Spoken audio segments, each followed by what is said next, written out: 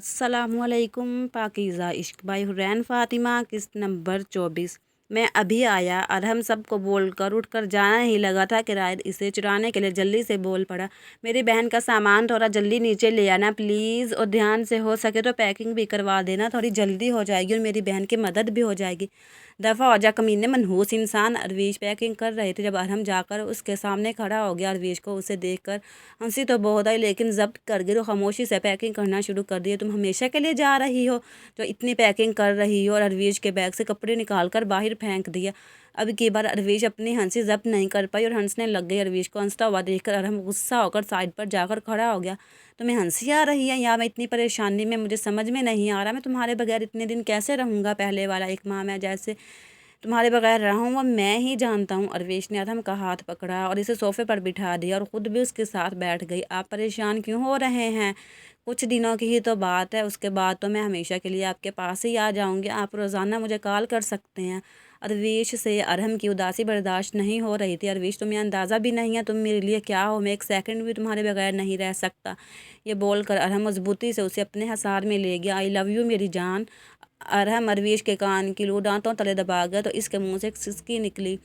ठीक है जाओ तुम, लेकिन इतना याद रखना अब की बार मैं तुम्हें बख्शने के मूड में नहीं हूँ। अरहम की इस हरकत से अरवीश जी जान से लर्जी। अरहम प्लीज़ छोड़े मुझे, राइड नीचे इंतज़ार कर रहा होगा मेरा। नहीं छोड़ रहा मैं।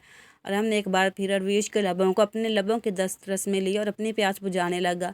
अरवीश ने अरहम की शर्ट को मजबूती से अपनी मुट्ठियों में जकड़ लिया। अरवीश का सांस उखड़ता हुआ देखकर अरहम पीछे हो गया। अरवीश शर्म के मारे नज़रें ही नहीं उठा पाई। उसने अरवीश के माथे पर अपने लब रखे और छोड़ दिया।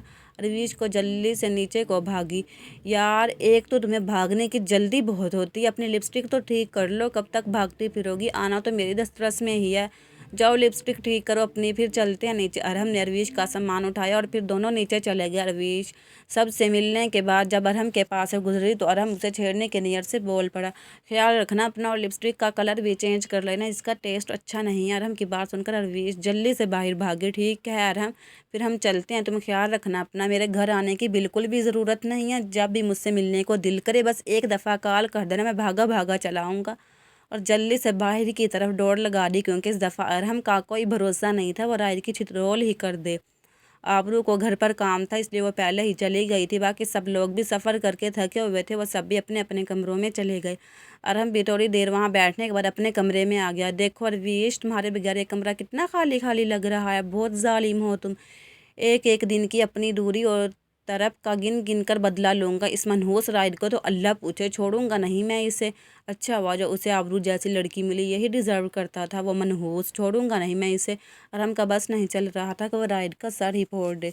राइड के घर वालों ने अरवीश का एक बेटे की तरह अपने घर में इस्तकबाल किया। राहिद पहले ही अपने घर वालों को अरवीश की आमद के बारे में बता चुका था। राहिद के घर वाले अरवीश का बहुत ख्याल रख रहे थे। आज आबरू और राहिद शॉपिंग करने आए हुए थे। राहिद की मामा ने बोल दिया था सारी शॉपिंग आबरू की पसंद की होगी। अरवीश की तबीयत ख़राब थी और अरहम की एक ज़रूरी मीटिंग थी, इसलिए वो दोनों शॉपिंग पर नहीं आ पाए।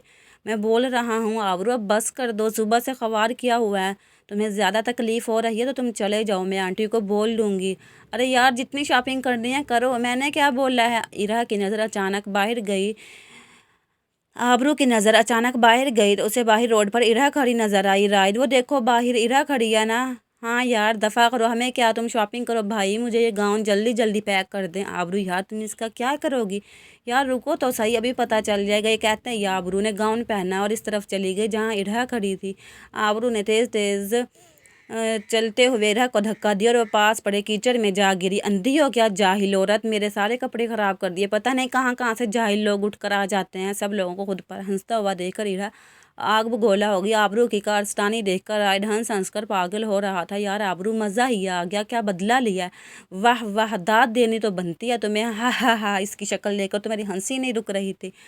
हाँ तो उसे क्या लगा था मेरी दोस्त का घर उजाड़ने की कोशिश करेगी तो मैं चुप बैठी रहूँगी, कुछ नहीं कहूँगी। इस जैसे लोगों को हैंडल करना मुझे अच्छे से आता है। पता नहीं राय तेरा क्या बनेगा। राय बस दिल ही दिल में सोच कर रह गया। आबरू को बोलकर अपनी शामत नहीं बुलानी थी उसे।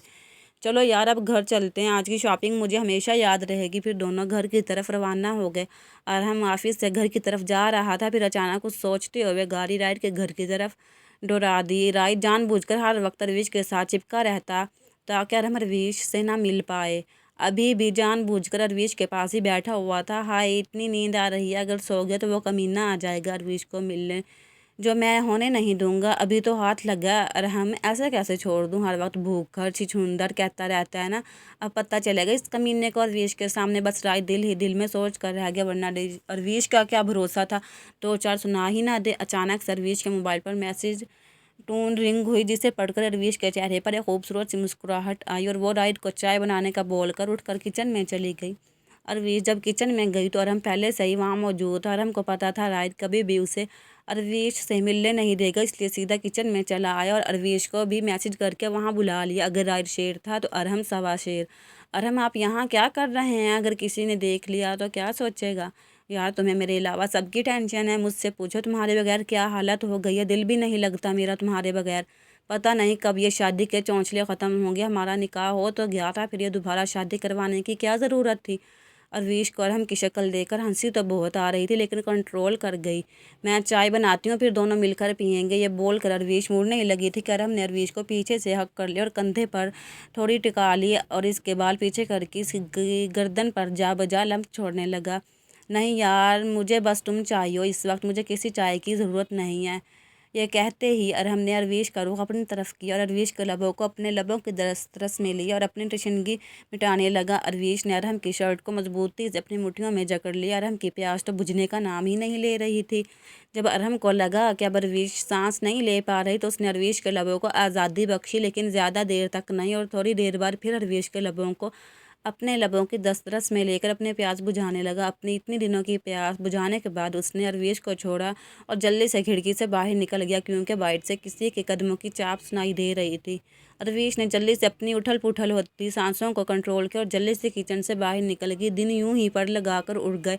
आज वो चारों शादी की शॉपिंग करने माल आए हुए थे। अरविश और आबरू ज्वेलरी देख रही थी। आबरू को तो कुछ पसंद ही नहीं आ रहा था और अब अरविश को गुस्सा आ रहा था। अरविश से जब कंट्रोल नहीं हुआ तो बोल पड़ी, क्या मुसीबत है तुम्हें, कुछ भी पसंद नहीं आ रहा, कुछ भी ले लो, लेकिन तुम्हारे तो नखरे कम नहीं हो रहे। पहली बात तो ये मेरी इकलौती शादी है, इसमें भी क्या मैं अच्छी तरह तैयार नहीं होंगी, क्या सबकी इकलौती शादी होती, तुम्हारी कोई अनोखी नहीं है। दूसरी बात, यहाँ मैं अपने भाई के साथ आई हूँ, है ना अरहम भाई, तुम दोनों बहन भाइयों को ज़्यादा तकलीफ़ हो रही है तो चले जाओ, मैंने क्या बोला है, मुझे तो एवं ही सुनाए जा रही हो।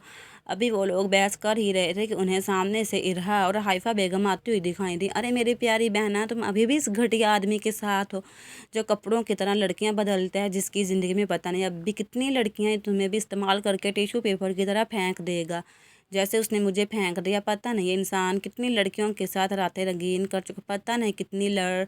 अभी इरहा के अल्फाज पूरे भी नहीं हुए थे कि अरविश ने एक ज़ोरदार थप्पड़ इरहा के मुंह पर रसीद कर दिया। ये मेरे अरहम के बारे में बकवास करने के लिए इरहा दोबारा मुंह खोलने ही लगी थी कि अरविश ने इरहा के मुंह पर एक और थप्पड़ रसीद कर दिया। ये मेरे अरहम की ज़िंदगी बर्बाद करने के लिए, उसे तकलीफ़ पहुँचाने के लिए और हमेशा रिश्ता तोड़ने की कोशिश करने के लिए। अरविश की बात पर इरहा तैश में आगे बढ़कर अरविश को थप्पड़ मारने ही लगी थी, लेकिन अरविश ने उसकी ये कोशिश नाकाम बना दी और इरहा का बाजू मरोड़ डाला। तुम दोगी मुझे मेरे अरहम का करैक्टर सर्टिफिकेट, तुम होती कौन हो अरहम के बारे में सब बोलने वाली। तुम कह रही हो अरहम ने पता नहीं कितनी लड़कियों के साथ रातें गुजारी हैं। हाँ हाँ, तुमने इस इंसान के बारे में ये सब बोला जिसने मेरे निकाह में होते हुए भी मुझे मेरी मर्ज़ी के बगैर हाथ तक नहीं लगाया, और तुम्हें क्या लगा मैं तुम्हारी बात मान लूँगी। मनु, उस इंसान लड़की, हाथ छोड़ मेरा। अरविश का ये रूप देखो तो सभी दंग रह गए। सबको यकीन ही नहीं हो रहा था कि अरविश ये सब कर सकती है। और अम्मी, मैंने आपका क्या बिगाड़ा जो आप बचपन से मुझसे इतनी नफरत करती हैं, आपने मुझे कभी भी एक माँ का प्यार नहीं दिया। ये कहते ही अरविश की आंखों में आंसू आ गए। मैं बचपन से लेकर अब तक का आपके प्यार के लिए तरसी हूँ, आपके लिए मैंने खुद को बेच डाला, शायद आप मुझसे प्यार करने लग जाए, लेकिन आप तो एक पत्थर दिल माँ निकली जिसका दिल कभी नहीं पिघला। क्या बिगाड़ा है मैंने आप लोगों का, अब तो मैं आप लोगों की ज़िंदगी में नहीं हूँ, फिर भी मुझे सुकून से क्यों नहीं जीने दे रहे आप लोग। प्लीज़ बख्श दो मुझे और चले जाओ मेरी ज़िंदगी से। आप थी तो मेरी माँ, बेशक सौतेली थी, माँ तो माँ होती है, मैंने आपको कभी कुछ नहीं कहा, हमेशा सब्र से काम ले, लेकिन अब नहीं, अब मैं आप लोगों को अपनी शादीशुदा ज़िंदगी बर्बाद करने नहीं दूंगी। ये कहकर अरविश घुटनों के बल बैठ गई और फूट फूट कर रोना शुरू कर दिया। सुनाई नहीं दिया तुम लोगों को, दफ़ा हो जाओ यहाँ से, इससे पहले कि मैं पुलिस को बुलवाऊँ। और हाँ, अगर आज के बाद आप लोग मुझे अरविश के आसपास नज़र आई तो ये बात तो मैं भी नहीं जानता कि मैं क्या करूँगा। छोड़ूंगी नहीं मैं तुम लोगों को, अपनी इस इंसल्ट का बदला लेकर रहूँगी। वो जाते हुए भी धमकी देना ना भूले। शॉपिंग तो इन लोगों की वैसे ही ख़राब हो गई थी, मुझे घर जाना है। ओके राइड आबरू, मैं अरवीश को लेकर घर जा रहा हूँ, बाकी की शॉपिंग तुम दोनों कर लेना। क्या लगता है आप लोगों को, क्या धमकी देकर गई होगी